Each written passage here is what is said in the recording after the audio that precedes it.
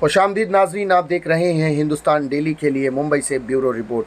नाजरीन, गुज़िश्ता रात ward number 79 में बीजेपी के अध्यक्ष रईस शेख अल्लाह बख्श पर एक जानलेवा हमला हुआ। हमला करने वाला व्यक्ति इम्तियाज़ बावा, जिसकी उम्र 30 वर्ष बताई जा रही है, बंगालीपुरा एंटाफिल का ये रहने वाला, CGS बिल्डिंग नूर बाज़ार के करीब ये वाक़या पेश आया। तकरीबन रात के 2:30 बजे थे।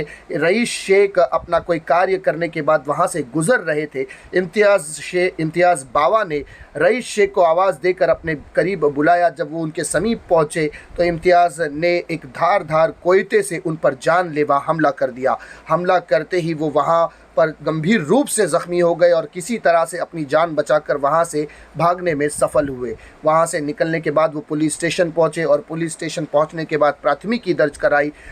अंटाफिल पुलिस स्टेशन में प्राथमिकी दर्ज की गई और इम्तियाज़ बावा को थोड़े से लम्हे के बाद गिरफ्तार कर लिया गया। इम्तियाज़ बावा, बताया जा रहा है कि स्थानीय लोगों का कहना है कि इम्तियाज़ बावा एक ड्रग पैडलर है और बड़े पैमाने पर बंगालीपुरा में ड्रग्स का विक्री करता है, अमली पदार्थों की बिक्री करता है। इस पर पहले से ही मुंबई के विभिन्न पुलिस स्टेशनों में कई मामले भी दर्ज है।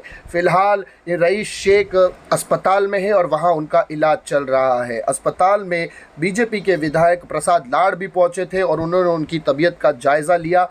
मुंबई बीजेपी के बहुत सारे कार्यकर्ता भी वहां पहुंचे, जिन्होंने रईस शेख से मुलाकात की और उनकी तीमारदारी की।